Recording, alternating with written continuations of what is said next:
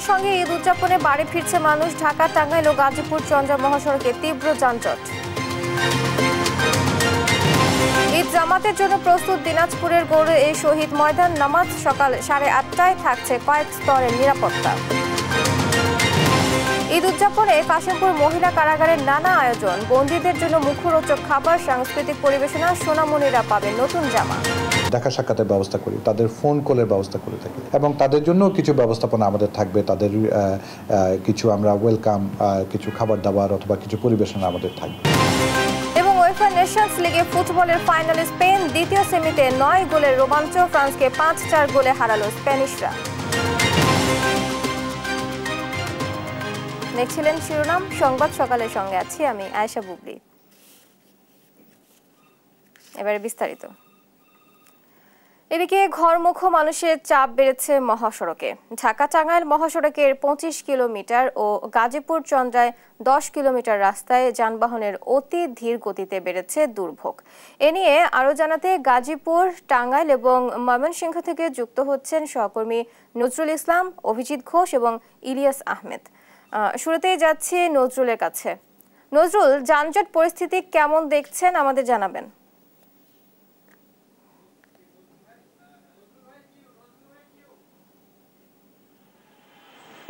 আপনি যেমনটা বলছিলেন, আপনি জানেন যে সকাল থেকেই কিন্তু গাজীপুরের ঢাকা টাঙ্গাইল, ঢাকা ময়মনসিংহ মহাসড়কের বিভিন্ন যে গুরুত্বপূর্ণ স্ট্যান্ডগুলো রয়েছে সেই কেন্দ্রিক কিন্তু জটলা আছে। এছাড়া কিন্তু কোথাও কোনো জটলা নেই। আপনার ধীর গতিতে গাড়ি চলছে এবং তীব্র কোনো যানজটের কোনো খবর আমরা পাইনি ওই রকম। কিন্তু আপনি জানেন যে গতকাল থেকে পোশাক কারখানার 50 ভাগ শ্রমিক তারা কিন্তু নালি টেনে বাড়ি যাওয়ার জন্য বিভিন্ন স্ট্যান্ডগুলোতে, তারা টিকিট কাউন্টারগুলোতে টিকিট সংগ্রহের জন্য অপেক্ষা করছেন। এখন কিন্তু আপনার চন্দ্রা এলাকার আশপাশের যে স্টেনের যে আশপাশের এলাকা রয়েছে সে সমস্ত এলাকাগুলো কিন্তু আপনার ধীর গতিতে চলছে গাড়ি। এছাড়া যে চান্দনা চৌরাস্তা ঢাকা ময়মনসিংহ মহাসড়কে এখানে কিন্তু আপনার ফ্লাইওভার উপরে দেখতে পাচ্ছেন যে এখানে কিন্তু দীর্ঘ সারি কিন্তু থেমে নেই, গাড়ি কিন্তু যাচ্ছে ধীর গতিতে। তবে প্রশাসন কিন্তু বলছেন যে দুপুরের মধ্যেই পরিবেশ স্বাভাবিক হয়ে যাবে। তো সেটা কিন্তু আমরা ফ্লাইওভারের নিচের অংশে কিন্তু দেখতে পেয়েছি যে ঢাকা ময়মনসিংহ মহাসড়ক যেটা রয়েছে সেটা কিন্তু আমরা ফাঁকাই দেখতে পাচ্ছি এবং স্বাচ্ছন্দ্যে যাচ্ছে। কিন্তু ফ্লাইওভার উপরে এবং চন্দ্রা কেন্দ্রিক কিছুটা জটলা আছে, সেটাও প্রশাসন বলছে ধীরে ধীরে সেটাও স্বাভাবিক হয়ে আসবে। হঠাৎ করে আপনার সারা রাত্রেই কিন্তু যানজটে নাকাল হয়েছে এবং শেষ মুহূর্তের ঈদে ঘরমুখো মানুষের যে ব্যস্ততা সেটা কিন্তু স্ট্যান্ড এলাকায় আমরা লক্ষ্য করতে পেরেছি যে সেখানগুলোতে কিন্তু সেখানটায় রয়েছেন পোশাক কারখানার শ্রমিকরা যার যার বাড়ি যাওয়ার জন্য কিন্তু সেখানে অপেক্ষা করছেন এবং টিকিট সংগ্রহ করছেন। যাত্রীর তুলনায় গাড়ির সংখ্যা কম থাকার ফলে কিন্তু এটা তৈরি হয়েছে। এবং আপনারা জানেন যে রাস্তার মধ্যে আজও কিন্তু ভাসমান যে দোকানপাট রয়েছে অর্থাৎ ব্যাটারি চালিত অটোরিক্সা রয়েছে সেগুলো এর জন্যই কিন্তু মূল দায়ী যানজটের। এবং কয়েক কিলোমিটার তারা বিস্তার ঘটিয়েছে এবং সব জায়গায় কিন্তু আপনার অটোরিক্সার একটা দখল রয়েছে। তো আর টাঙ্গাইল এবং ঢাকা ময়মনসিংহ মহাসড়কের চন্দ্রা থেকে আশপাশের 12 কিলোমিটার পর্যন্ত সেই গোড়াই পর্যন্ত অর্থাৎ গাজীপুরের শেষ সীমান্ত পর্যন্ত 12 কিলোমিটার এলাকায় কিন্তু ধীর গতিতে গাড়ি চলছে এবং চৌরাস্তা এলাকায় কিন্তু আপনার ধীর গতিতে চলছে, কিন্তু তীব্র কোনো যানজটের খবর আমরা পাইনি। তো এই ছিল আমার কাছে গাজীপুর থেকে। তো আমরা এখন চলে যাচ্ছি টাঙ্গাইলে আমাদের সহকর্মী অজিত রায়ের কাছে। এখন আমরা যাব। জি নজরুল, আপনি যেমনটি বলছিলেন গাজীপুরের চিত্র, আমি রয়েছি ঢাকা টাঙ্গাইল যমুনা সেতু মহাসড়কের পলি এলাকায়। আপনারা জানেন যে গতকাল থেকেই আমরা এই মহাসড়কের যানজটের চিত্র জানাচ্ছিলাম এবং আজকেও সেই একই অবস্থা রয়েছে এবং মানুষ দুর্ভোগ নিয়েই বাড়ি ফিরছে। এই যেন চিরচেনা ঢাকা টাঙ্গাইল যমুনা সেতু মহাসড়কের একটি যানজটের চিত্র। এবং আপনি জানেন যে এই মহাসড়কটিতে যে পরিমাণের পরিবহনের চাপ বেড়ে গিয়েছে এবং পাশাপাশি এই যে মানুষ যে গণপরিবহন সংকটের কারণে তারা খোলা ট্রাক এবং পিকআপে করে তারা বাড়ি যাচ্ছে পরিবারের সাথে ঈদের আনন্দ করতে। এবং আপনি জানেন যে এই মহাসড়কটিতে এই গত 24 ঘন্টায় যমুনা সেতুতে 64,000-এর উপরে পরিবহন পারাপার হয়েছে। এটি যমুনা সেতুর ইতিহাসে সর্বোচ্চ রেকর্ড পরিবহন একটি পারাপার হয়েছে, যার টোল আদায় হয়েছে 4 কোটি টাকার অধিক। এবং এই বলাই যায় যে এবারের ঈদটা এই বিগত সময়ের চেয়ে সর্বোচ্চ পরিমাণে পরিবহন সেতু দিয়ে পারাপার হয়েছে। এবং এই যে মহাসড়কটিতে এই যারা আইন শৃঙ্খলা বাহিনী রয়েছেন তারা কাজ করছেন যানজট নিরসনে, তবে তারপরেও কিন্তু এই যানজট থেমে থেমে যানজটের সৃষ্টি হচ্ছে। এখন পর্যন্ত যমুনা সেতু থেকে টাঙ্গাইলে আশিপুর বাইপাস পর্যন্ত দীর্ঘ পথে কোথাও যানজট কোথাও ধীরগতি রয়েছে। এবং আপনারা দেখছেন যে এই যে খোলা ট্রাক এবং পিকআপে মানুষ যেমন পারছেন তেমনভাবেই তারা যাওয়ার চেষ্টা করছেন বাড়িতে। এবং এই যে দুর্ভোগ, এবং দেখবেন যে এই আজকে যে রোদ রয়েছে, ব্যাপক গরম রয়েছে, পাশাপাশি যে মেঘলা আকাশ, হয়তো কোনো এক সময় বৃষ্টি পড়বে, এই যে ভোগান্তি, মানুষ কিন্তু তারপরও বাড়ি যাচ্ছে, তাদের পরিবারের সাথে ঈদ করছে। এবং কর্তৃপক্ষ বলছে যে এই মহাসড়কে যেহেতু পরিবহনের চাপ রয়েছে বেশি, পাশাপাশি মহাসড়কে যে বিকল হয়ে যাচ্ছে পরিবহনগুলো, সেই বিকল হওয়ার কারণে এই মহাসড়কটিতে যানজটের সৃষ্টি হচ্ছে, কোথাও ধীরগতির সৃষ্টি হচ্ছে। আমরা গতকাল থেকে এই মহাসড়কে দুর্ভোগের চিত্র জানাচ্ছিলাম এবং বলা হচ্ছে যে এই মহাসড়কটিতে এই যে স্বস্তি, এখন আজকে কখন নাগাদ এই স্বস্তি ফিরবে মহাসড়কটিতে, এই মহাসড়কের সেই চিত্র কিন্তু এখন পর্যন্ত দেখছেন যে মানুষ যাচ্ছে পরিবারের সাথে ঈদ করতে। এবং এবং এই যে মহাসড়কে যে ট্রাক রয়েছে, খোলা ট্রাক, এই যে এই ট্রাকগুলো কিন্তু ঢাকায় গিয়েছিল গরু নিয়ে, সেই ট্রাকগুলো এখন মানুষ নিয়ে গন্তব্যে পড়ছেন। এই ছিল ঢাকা টাঙ্গাইল যমুনা সেতু মহাসড়ক থেকে আমার কাছে সর্বশেষ। আমরা এখন চলে যাব ময়মনসিংহ, সেখানে রয়েছেন আমাদের সহকর্মী ইলিয়াস। ইলিয়াস, জানাবেন ময়মনসিংহের মহাসড়কের সর্বশেষ কি তথ্য রয়েছে?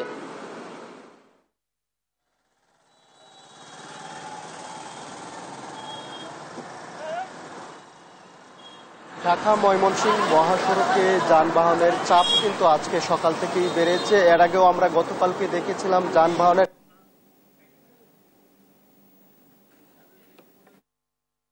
ময়মনসিংহ মহাসড়কে কিন্তু লক্ষ্য করা গেছে। এরপরেও যদিও আমরা দেখেছি যে যানবাহনে চড়ে কিন্তু মানুষ আসলেও তাদের অভিযোগ হচ্ছে যে অতিরিক্ত ভাড়া কিন্তু পরিবহন সংশ্লিষ্ট যারা রয়েছেন তারা কিন্তু অতিরিক্ত ভাড়া আদায় করছেন, যার কারণে তাদের যে ভোগান্তি, সেই ভোগান্তির মাত্রা কিন্তু আরও চরম পর্যায়ে পৌঁছেছে। অর্থাৎ আমরা দেখেছি যে একেবারেই ঢাকা ময়মনসিংহ মহাসড়কের পাটগুদাম ব্রিজ মোড়, বাইপাস মোড়, ছুরখাই এবং বইলর, ত্রিশাল বাসস্ট্যান্ড সহ বালুকা, মানে বিভিন্ন স্ট্যান্ডে কিন্তু একেবারেই যানজটের যে ভোগান্তি, সেই ভোগান্তির কারণে অর্থাৎ যানজটের কারণে কিন্তু ভোগান্তি অনেকটাই পোহাতে হচ্ছে। অর্থাৎ যানবাহন একেবারেই ধীরগতিতে চলার কারণে মানুষের ভোগান্তি চরম পর্যায়ে পৌঁছেছে। এবং আমরা লক্ষ্য করেছি যে ঢাকা থেকে ময়মনসিংহে আসতে কিন্তু 3 থেকে 4 ঘন্টা সময়ের মধ্যে আমরা দেখেছি যে 5 থেকে 7 ঘন্টা সময় পর্যন্ত কিন্তু বিভিন্ন পরিবহনে মানুষকে কিন্তু বসে থাকতে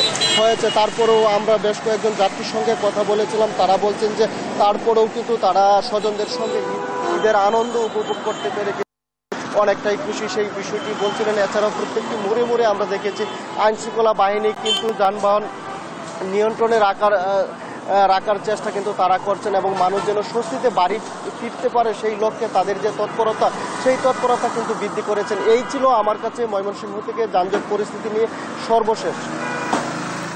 নজরুল, অভিজিৎ এবং ইলিয়াস, আপনাদের ধন্যবাদ। দর্শক, মহাসড়কের সর্বশেষ পরিস্থিতি জানাচ্ছিলেন আমাদের সহকর্মীরা। এই মুহূর্তে রাজধানীর সায়দাবাদে আছেন সহকর্মী ফাহিম ইউসুফ। ঘরমুখো মানুষের খবর জানবো তার কাছ থেকে। ফাহিম, যাত্রীর চাপ কেমন দেখছেন এবং ভোগান্তি আছে কিনা এ বিষয়ে আমাদের বিস্তারিত জানাবেন। বুবলি, ঈদের সময় যত ঘনিয়ে আসছে আমরা কিন্তু রাজধানীর যে আশপাশের রাস্তাগুলো রয়েছে সেগুলোতে কিন্তু যানজটের পরিমাণ অনেকটা বৃদ্ধি পেতে দেখেছি।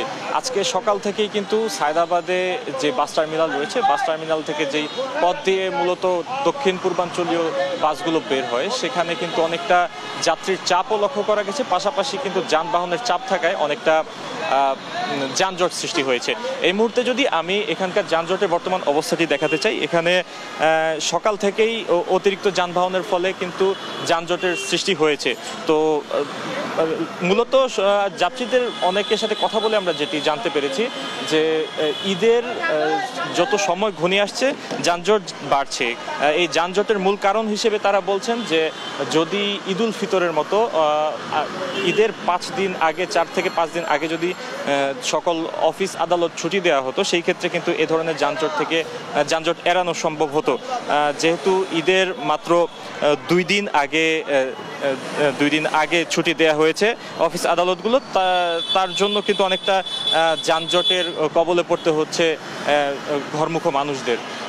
এছাড়া এখানে কিন্তু আমরা দু একটি অভিযোগ শুনেছি যে অনেক ক্ষেত্রে কিন্তু তারা ভাড়া বেশি রাখার চেষ্টা করছে দু একটি ট্রান্সপোর্ট কোম্পানির বিরুদ্ধে। তাছাড়া সার্বিকভাবে এখানে যে পরিস্থিতি, এখানে যারা পূর্বে টিকিট কেটেছিলেন তাদের কিন্তু তেমন কোনো ভোগান্তি হয়নি, এবং যারা এখানে এসে টিকিট কাটছেন তাদের ক্ষেত্রেও কিন্তু তেমন কোনো ভোগান্তির কথা শুনতে পাচ্ছি না। সার্বিকভাবে একটি যানজট যদি আমি বাদ দিই, যানজট বাদে কিন্তু সার্বিকভাবে একটি স্বস্তির ঈদযাত্রা হচ্ছে বলে তারা আমাদের জানান। এই ছিল রাজধানীর সায়দাবাদ থেকে সর্বশেষ বুবলি। ফাহিম, আপনাকে ধন্যবাদ। দর্শক, সায়দাবাদ থেকে যাত্রীর চাপ ভোগান্তি নিয়ে বিস্তারিত জানাচ্ছিলেন সহকর্মী ফাহিম। ঈদ জামাতের জন্য প্রস্তুত উপমহাদেশের সবচেয়ে বড় দিনাজপুরের গড়ে এ শহীদ ঈদগাহ মাঠ সুন্দর ও সুষ্ঠুভাবে নামাজ আদায়ের জন্য জেলা প্রশাসন ও পুলিশের পক্ষ থেকে নেওয়া হয়েছে সব ধরনের প্রস্তুতি। এর মধ্যে মাঠটি পরিদর্শন সহ একাধিকবার জেলা প্রশাসন ও আইনশৃঙ্খলা বাহিনীর বৈঠক হয়েছে। সকাল 8:30টায় ঈদুল আজহার জামাত। হারুনুর রশিদের রিপোর্ট জানাচ্ছেন আপন অপু। ঈদুল আজহার জামাতের জন্য প্রস্তুত দক্ষিণ এশিয়ার সবচেয়ে বড় ঈদগাহ মাঠ দিনাজপুরের গোরে শহীদ ময়দান। একসঙ্গে ঈদের নামাজ আদায় করতে পারবেন লাখো মুসল্লি। প্রতি বছরের নেই এবারও নামাজ পড়বো ইনশাল্লাহ। দেশের বিভিন্ন প্রান্ত থেকে মুসল্লিরা আসে, আমরাও আসি। এটা আমাদের দিনাজপুরের এবং আমাদের গর্ব, আনন্দের বিষয়। 50টা মাইক লাগাবো, কালকে আরও মাল আসবে, তারপরে লাগাবো। এবং কালকে আমরা মাইক টেস্ট করে নিব। আকাশের আবহাওয়া ভালো না, তাই অগ্রিম আমরা কাজটা তাড়াতাড়ি করার চেষ্টা করতেছি। সবাই নামাজ পড়তে আসবেন, সবাই একসাথে নামাজ পড়ব। ঈদের নামাজ সুষ্ঠুভাবে পরিচালনার জন্য জেলা প্রশাসক, পৌর প্রশাসক, আইনশৃঙ্খলা বাহিনীর সঙ্গে একাধিকবার বৈঠক হয়েছে। নিয়মিত পরিদর্শন করছেন ঈদগাহ মাঠ। এছাড়াও সিসি ক্যামেরা, ওয়াচ টাওয়ার স্থাপন সহ নেওয়া হয়েছে কয়েক স্তরের নিরাপত্তা ব্যবস্থা। আইন শৃঙ্খলা পরিস্থিতি একেবারেই স্বাভাবিক। কোনো ধরনের আইন শৃঙ্খলা পরিস্থিতি কোনো ধরনের অবনতি হবে না। প্রায় 350 পুলিশ সদস্য পোশাকে, সাদা পোশাকে, তারপরে ডিবির পোশাকে ট্রাফিক ব্যবস্থাপনা থাকবে। আমাদের মাঠের নিরাপত্তা, পার্কিং ব্যবস্থা, উজুখানা, এই বিষয়গুলো আমাদের যে মাস্টার প্ল্যান আছে এই মাঠকে ঘিরে, সেই মাস্টার প্ল্যান অনুযায়ী আমরা ইতিমধ্যে ব্যবস্থা নিয়েছি। নামাজ আদায় করতে আসা মুসল্লিদের যানবাহন নিরাপদে রাখারও ব্যবস্থা নেওয়া হয়েছে। সার্বিকভাবে নিরাপত্তার কোনো ঘাটতি নেই বলে জানিয়েছেন জেলা প্রশাসক। ধর্মপ্রাণ মুসল্লিদের এখানে মানানসই পরিবেশে তাদের এখানে প্রবেশ করাবো ইনশাল্লাহ। কোনো রকমের ঝুঁকি আমাদের নাই। আমাদের কোনো এরকম ঝুঁকিপূর্ণ অবস্থা তৈরি হতে পারে এরকম আমাদের কোনো আশঙ্কা নাই। আমরা ইনশাল্লাহ শতভাগ প্রস্তুত আছি। গোরে শহীদ ঈদগাহ মাঠে ঈদুল আজহার জামাত শুরু হবে সকাল 8:30টায়। নিউজ ডেস্ক, দেশ টিভি। রাজধানীতে জমজমাট কোরবানির পশুর হাট। এই মুহূর্তে রাজধানীর শনির আখড়ার হাটে আছেন সহকর্মী এম এ আজিম। সরাসরি যুক্ত হব তার সাথে। আজিম, পশুর হাটে বেচাকেনা কি বলছেন ক্রেতা বিক্রেতারা, এ বিষয়ে বিস্তারিত জানাবেন আমাদের।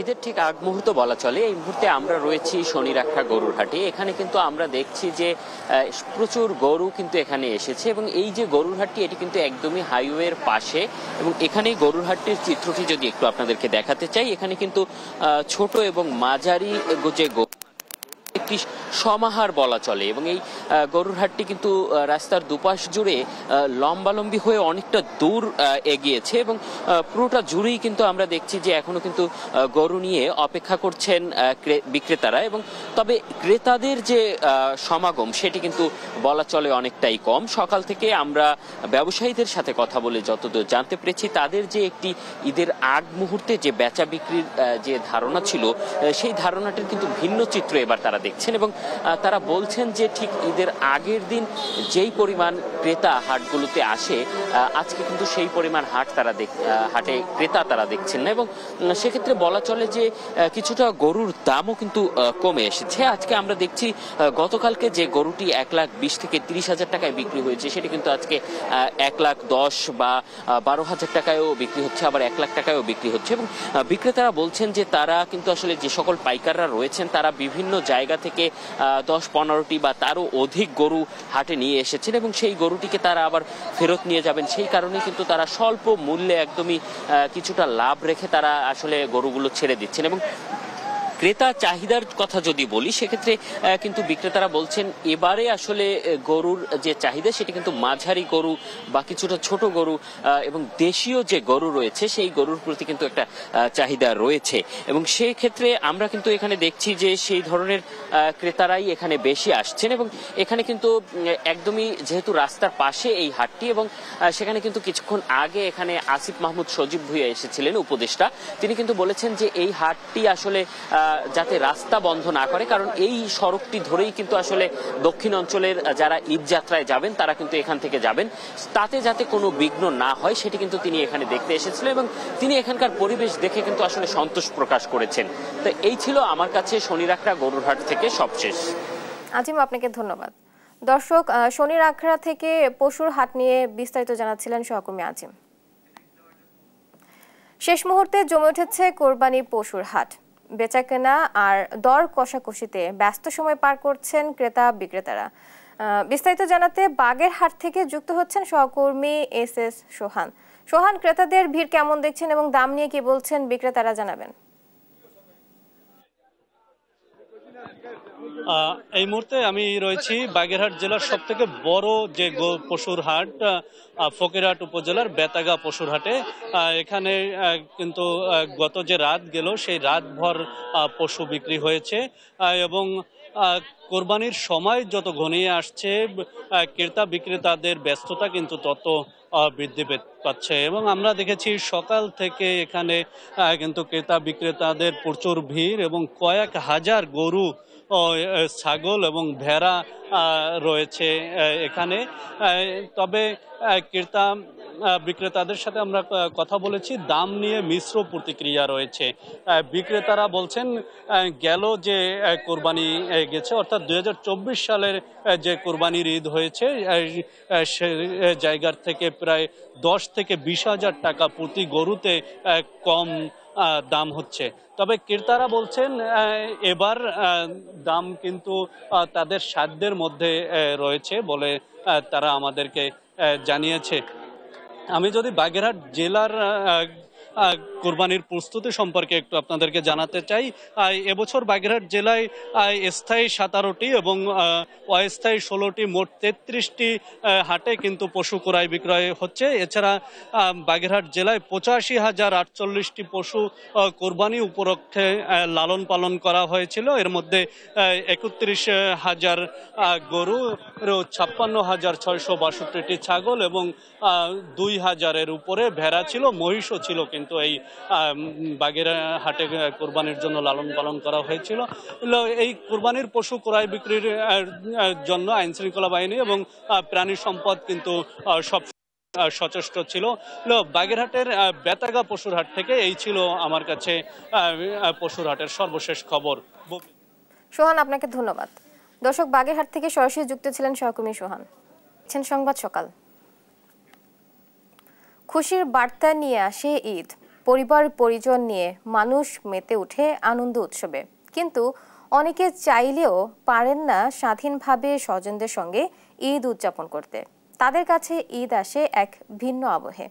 কেমন হবে কারাগারের 4 দেয়ালে থাকা কারাবন্দীদের ঈদ? কি আয়োজন করা হবে তাদের জন্য?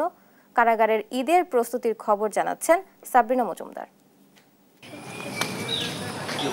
মানুষ যেখানে ঈদের আনন্দ ভাগাভাগি করেন পরিবার পরিজনের সঙ্গে, কিন্তু কারাবন্দীদের ঈদ কিভাবে কাদের সঙ্গে কাটে জানেন? কেমন হয় 4 দেয়ালের ভেতরের ঈদটা? কাশিমপুর মহিলা কারাগারের দৃশ্য এটি, যেখানে বিভিন্ন মামলার সাজাপ্রাপ্ত আসামি থেকে শুরু করে রয়েছে রাজনৈতিক বন্দীও। এবারের ঈদুল আজহা কেমন কাটবে তাদের, সেই খোঁজ নিতেই দেশ টেলিভিশনের ক্যামেরার আলো পড়ে কারাগারে। এই মহিলা কারাগারে এবার ঈদ করবেন 568 জন বন্দী। ঈদের আগের দিনের মেহেদি উৎসব থেকে শুরু করে ঈদের দিন তাদের জন্য করা হবে সাংস্কৃতিক আয়োজনও। দিনভর রাখা হয়েছে মুখরোচক সব খাবার। সকালে ওদের জন্য রাখি পায়েস মুড়ির ব্যবস্থা করা হয়। দুপুরে থাকবে হয়তো পোলাও, গরুর মাংস, অথবা যারা গরু খায় না খাসি ওদের জন্য থাকায় খাসির মাংসটা, মুরগির রোস্ট থাকে, মিষ্টি থাকে, সফট ড্রিঙ্কস থাকে, পান সুপারি থাকে, সালাদ থাকে। আর রাতে যেটা থাকে ওদের জন্য থাকে সাদা ভাত থাকে, আলুর দম থাকে আর রুই মাছ ভাজা থাকে। মেহেদি উৎসব বলে আগের দিন, যেটা ঈদের আগে ওদের ক্ষেত্রে এটা যেটা বিশাল আকারে হয় মেহেদি উৎসবটা পালন করা হয়। এখানে অনেক অভিনেত্রীও আছে, এমনও আছে অনেক স্পেশাল ব্যক্তিও থাকে যাদের মাধ্যমে আমরা আসলে যেটা বললাম যে যেহেতু এটা নারী ফিমেল জেল, এই ক্ষেত্রে আমরা কালচার প্রোগ্রাম আমি আশা করি আমার এর আগেও করেছি, এখানকার অনুষ্ঠানটা অনেক বেশি জাঁকজমকপূর্ণ হয়। কারা মহাপরিদর্শক জানান, বন্দীদের জন্য প্রতিবারের ন্যায় এবারও রাখা হয়েছে বিশেষ ব্যবস্থা। এর আগের বারের ন্যায় বন্দীরা পাচ্ছেন প্রিয়জনের সঙ্গে দেখা করার সুযোগ, সাথে থাকছে 5 মিনিট টেলিফোনে কথা বলার সুযোগ। বিশেষ ব্যবস্থাপনার অংশ হিসাবে আমরা তাদের ডিউ ব্যতীত সাক্ষাৎ যদি দেখা সাক্ষাতের ব্যবস্থা করি, তাদের ফোন কলের ব্যবস্থা করে থাকি। যারা দেখা সাক্ষাৎ করতে আসবেন অথবা সেবা প্রত্যাশী যারাই আসবেন তাদেরকে আমরা আমাদের পক্ষ থেকে ওয়েলকাম করব এবং তারা যাতে কোনো রকমের হ্যাসেল ফ্রি থাকে, কোনো রকমের ঝামেলা মুক্তভাবে তাদের দেখা সাক্ষাৎটা হয় এটা নিশ্চিত করব এবং তাদের জন্য কিছু ব্যবস্থাপনা আমাদের থাকবে। তাদের কিছু আমরা ওয়েলকাম, কিছু খাবার দাবার অথবা কিছু পরিবেশনা আমাদের থাকবে। কারাবন্দী মায়েদের সঙ্গে থাকা ছোট্ট সোনামণিদের জন্য ঈদের নতুন কাপড়ের ব্যবস্থাও রেখেছে কারা কর্তৃপক্ষ। করা হবে মুখরোচক সব খাবার ও খেলাধুলার ব্যবস্থাও। ঈদের উপলক্ষে তাদেরকে আমরা যেটা করি, একটা কেকের আয়োজন করি, বাচ্চারা যেটা পছন্দ করে মূলত একটা কেকের কাটার ব্যবস্থা করি। তাদের পছন্দের খাবারটা রাখি, এটা একটু চকলেট, চিপস, জুস আর পাশাপাশি একটা ফলের রাখার ব্যবস্থা করি। এবারও তার ব্যত্যয় হবে না, পাশাপাশি তাদেরকে নতুন পোশাক দেওয়া হবে, খেলনা দেওয়া হবে। ঈদের পরের 3 দিন বাসা থেকে আনা পরিবারের খাবারও উপভোগের সুযোগ পাচ্ছেন কারাবন্দীরা। কারা প্রশাসনের এমন মানবিক প্রচেষ্টা বন্দীদের সামাজিক ও নৈতিক উন্নয়নে গুরুত্বপূর্ণ বলছেন সংশ্লিষ্টরা। সাবরিনা মজুমদার, দেশ টিভি, ঢাকা। সাতক্ষীরার দেবহাটা উপজেলায় কলকাতার খালের 2 পাড় ভেঙে 3 উপজেলার চলাচলের রাস্তা বিলীন হওয়ার অবস্থা। সেখানকার সর্বশেষ চিত্র জানাতে সাতক্ষীরা থেকে যুক্ত হচ্ছেন সহকর্মী শরীফুল্লাহ কায়সার সুমন। সুমন, ক্ষয়ক্ষতির পরিমাণ কেমন দেখছেন আমাদের জানাবেন। বুবলি, দাঁড়িয়ে আছি সাতক্ষীরা দেবহাটা উপজেলার সাড়াতলা সরকারি প্রাথমিক বিদ্যালয়ের সামনে। আমার পাশে যেটি দেখতে পাচ্ছেন এটি কলকাতার খাল। কলকাতার খাল শুনে অবাক হবেন না, এটি কলকাতার অবস্থিত কলকাতার খাল নয়, এটি হচ্ছে একসময় ওপার বাংলার সাথে যোগাযোগের যে জলপথ ছিল সেটি হচ্ছে কলকাতার খাল। এই কলকাতার খাল একসময় অত্যন্ত প্রবাহমান ছিল এবং এই 2 পাশ দিয়ে চলে গিয়েছে 2টি এলজিইডির 2টি পাকা রাস্তা। আপনি দেখতে পাচ্ছেন পাকা রাস্তাটির কিন্তু অর্ধেকও নেই, সেটি কিন্তু বিলীন হয়ে গিয়েছে এই কলকাতার খালের মধ্যে। ভেঙে ভেঙে একেবারে যোগাযোগ বিচ্ছিন্ন হওয়ার উপক্রম সৃষ্টি হয়েছে। সাতক্ষীরার দেবহাটা সদর এবং আশাশুনি উপজেলার যে এলজিইডির ভাষ্য অনুযায়ী যে উপজেলা সড়ক, সেই উপজেলা সড়কটির 12 কিলোমিটারের জায়গায় এখানে প্রায় 2.5 কিলোমিটার এই ভাঙনের কবলে পড়েছে। আর এই যে কলকাতা খালের যে স্রোত, এই স্রোতের তোড়ে যদি এটি ভেঙে যায় তাহলে কিন্তু এখানে অন্ততপক্ষে 1 ডজন গ্রামের মানুষ একেবারে তাদের ঘরবাড়ি হারা হবে, তাদের যোগাযোগ বিচ্ছিন্ন হয়ে যাবে এবং তারা কিন্তু বেশ সাংঘাতিকভাবে ক্ষতিগ্রস্ত হবে। এবং এটি মেরামত করা, সাতক্ষীরা বিভিন্ন জায়গায় বেড়িবাঁধ ভাঙে, আমরা দেখেছি, এটি মেরামত করা অত সহজ হবে না। এই মুহূর্তে যদি কাজটি না হয় তাহলে কিন্তু দুরবস্থা সৃষ্টি হবে। স্থানীয়রা কি বলছেন? আমাদের এখন এই যে অবস্থা, এতে তো মানে খালের যে অবস্থা তাতে যে কোনো মূর্তি ফেলাপুতি হয়ে যেতে পারে। আমরা তো মানে মাছের গেটের সবকিছু ভেসে যাবে যদি এই মুহূর্তে যদি কোনো ব্যবস্থা যদি না হয়। কি দাবি? দাবি হলো আমাদের এই রাস্তাটা যাতে করে এই পানি, খালের পানিটা কম আসে, কোনভাবে কোন কায়দায়, সেইটা দাবি হলো এইটা, এই পানির জন্য। স্থানীয় মানুষ বলছে যে এটি দ্রুত যাতে সংস্কার হয়। আমরা কথা বলেছি এলজিইডির সাথে, এলজিইডি কথা দিয়েছে, পানি উন্নয়ন বোর্ডের সাথে কথা বলেছি, জেলা প্রশাসকের সাথে কথা বলেছি, প্রত্যেকে বলেছে যথাযথ ব্যবস্থা নেবে। কিন্তু আমরা দেখতে পাচ্ছি এই যে এখানে একটি সরকারি প্রাথমিক বিদ্যালয় আছে, এখানে গ্রাম আছে, সবগুলি কিন্তু ভাঙনের একেবারে মুখোমুখি। যে কোনো মুহূর্তে কিন্তু এই কলকাতার খালের কবলে সাতক্ষীরা দেবহাটা উপজেলার শশাডাঙ্গা, কদমখালী, সাড়াতলার এই রাস্তা ভেঙে প্লাবিত হওয়ার আশঙ্কা রয়েছে এখানকার মানুষ। তাই এই মুহূর্তে জোর দাবি দ্রুত এই রাস্তা সংস্কার করা হোক এবং একই সাথে এর যে স্রোত, এর যেখান থেকে আটকে আছে সেটি যেন সংস্কার করা হয়। এই ছিল সর্বশেষ। বুবলি, সুমন, আপনাকে ধন্যবাদ।